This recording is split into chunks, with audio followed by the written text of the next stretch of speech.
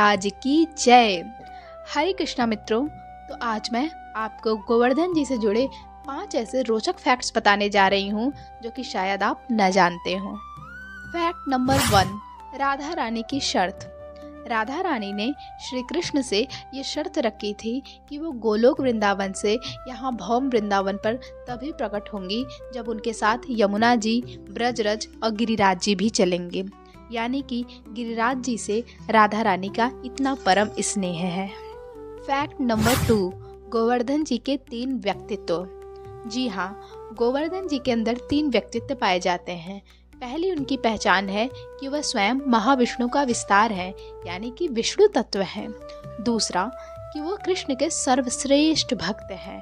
और तीसरा, वो राधा रानी के प्रेम का चट्टान यानी कि पर्वत रूप है। राधा रानी का प्रेम इतना घना है कि यदि वह प्रेम एक पर्वत का रूप ले तो वह गिरिराज जी बन जाए। फैक्ट नंबर 3, गिरिराज जी के ब्रज आगमन की लीला। यह बात सतयुग की है। पुलस्त्य ऋषि द्रोणांचल पर्वत से अपनी तपस्या के लिए एक अच्छी पर्वत का मांग करने गए और उन्होंने उनसे उनके पुत्र गिरिराज की ही मांग कर दी, जो कि द्रोणांचल पर्वत उन्हें देना नहीं चाहते थे।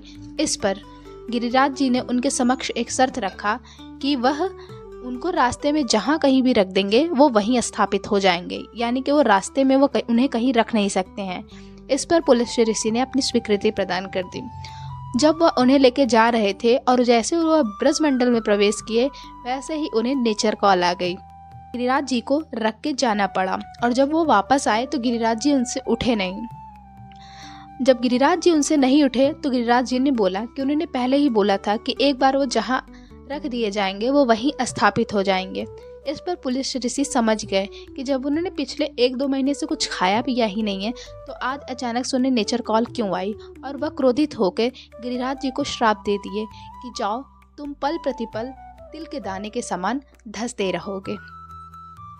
फैक्ट नंबर 4, हनुमान जी ने की प्रथम परिक्रमा। जी हाँ, त्रेता युग में जब राम जी अपना पुल निर्माण का कार्य कर रहे थे तो हनुमान जी एक ऐसे पर्वत की खोज में थे कि जिसको राम नाम लिखकर अगर वो समुद्र में स्थापित कर दें तो एक ही बार में पुल का निर्माण हो जाएगा। तो उनकी नज़र पड़ी गिरिराज जी पर्वत पर और उन्होंने उसको उठाने का भरसक प्रयास किया, बट वो उठे ही नहीं। इस पर हनुमान जी समझ गए कि ये कोई साधारण पर्वत नहीं है और उन्होंने उनकी एक परिक्रमा लगाई और हाथ जोड़े। तब गिरिराज जी ने अपना स्वरूप बताया। इस पर हनुमान जी ने उन्हें कहा कि वह उन्हें राम जी की सेवा में लगाना चाहते हैं और गिरिराज जी तुरंत वहां से जाने के लिए तैयार हो गए। लेकिन तभी वहां आकाशवाणी हुई और राम जी ने हनुमान जी को पुनः वापस आने के लिए बोला कि पुल निर्माण का कार्य पूरा हो चुका है।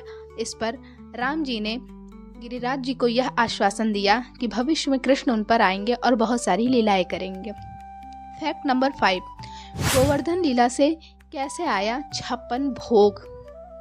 नियम। गोवर्धन लीला में भगवान श्री कृष्ण 7 दिन और रात अपने कनिष्ठ उंगली पर गोवर्धन जी को धारण करके खड़े रहे। इस पर यशोदा मैया बहुत ही चिंतित थी। वह प्रतिदिन कृष्ण को 8 तरह के व्यंजन खिलाया करती थी। इस तरह से गोवर्धन लीला के अंत में 7 दिन के हिसाब से उन्होंने 56 भोग कृष्ण को अंत में खिलाए। यहीं से आया 56 भोग लगाने का नियम। तो आपको यह फैक्ट्स कैसे लगे अपनी राय जरूर बताएं। हरे कृष्णा।